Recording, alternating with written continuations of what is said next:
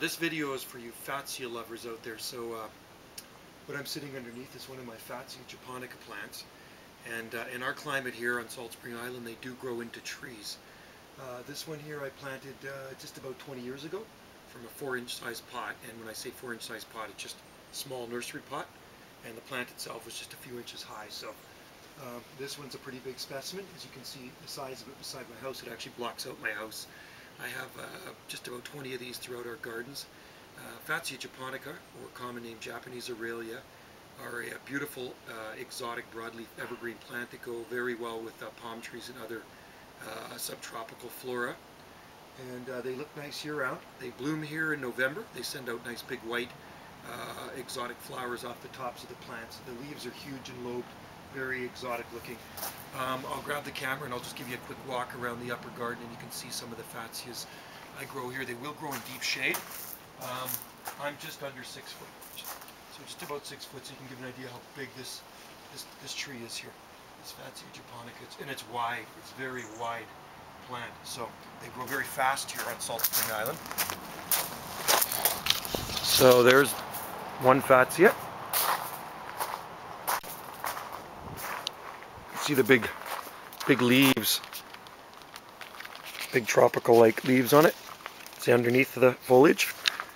And there's some in here that I planted as well underneath the arbutus tree. So these ones I planted as 4-inch.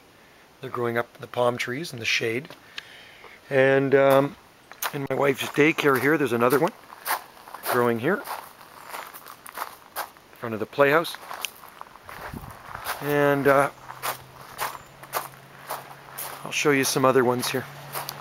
It's a beautiful day out here. It's March 24th. Just an absolutely gorgeous spring day.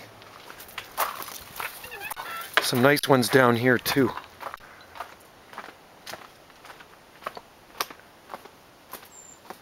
So these are Fatsia as well. You can see them up to the 2nd story windows here. More in the lower garden as well. They grow really well with bamboos and, like I say, other broadleaf evergreens. These are all eucalyptus trees. My eucalyptus forest with timber bamboo growing in here. There's even bay tree in here, Laurus nobilis. And well, that's what they look like there. Fatsia japonica, and those are growing on the northeast side of the house, so quite shaded most of the time. And actually I have a really big one here in the front garden as well. Show you what it looks like. There's more mixed in with here. The deer have eaten the lower leaves off this one. There's big ones in here too. Some huge Fatsias in there growing between different types of bamboos and figs. And here's Fatsia japonica here. It's a really big one. It's quite tall. It's about I guess 12 feet tall.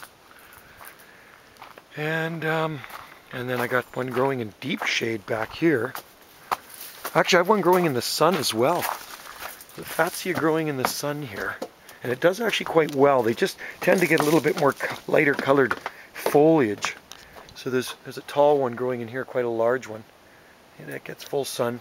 See, they bleach out a little bit. Leaves are a little bit smaller in the sun.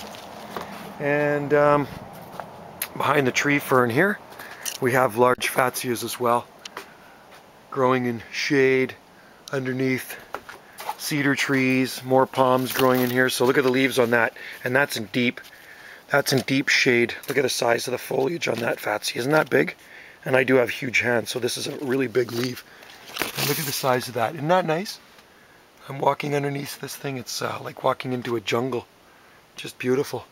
So really nice, low maintenance plant here on Salt Spring Island that go well in any exotic garden. So that's a Japanese Aurelia, or Fatsia japonica. They'll take dry shade. And they're pretty drought tolerant plant. They're very easy to grow from cuttings as well.